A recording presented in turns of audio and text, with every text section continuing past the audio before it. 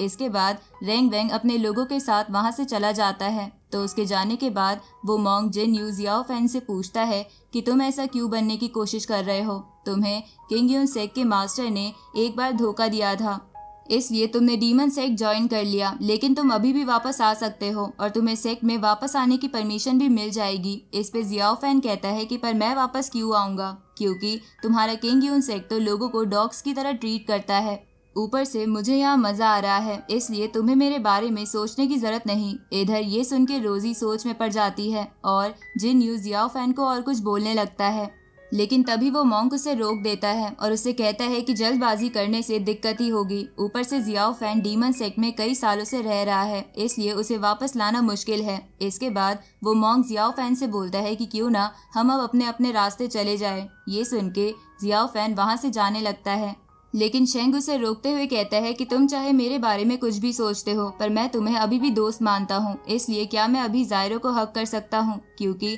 तुम्हें तो पता ही है कि मैं जायरो को कितना पसंद करता हूँ। इसके बाद वो जायरो को जगाने लगता है, लेकिन जायरो बहुत थक चुका था, इसलिए जियाओ फैन शेंग से कहता है कि एक दिन जब हम फ्यूचर में किसी वॉर में मिलेंगे तो तुम मुझे मौका मिले तो मार देना, पर मैं इसका बुरा नहीं मानूंगा क्योंकि मैं भी तुम्हें दोस्ती मानता हूँ। ये सुन के शेंग जियाओ फैन से कहता है कि हम 10 साल बाद मिल रहे हैं, इसलिए मैं तुम्हें एक गिफ्ट देना चाहता हूँ। अब शेंग उसे एक बुक देता है जो एक एडल्ट बुक थी, जिसे देखकर जियाओ फैन चौंक गया था।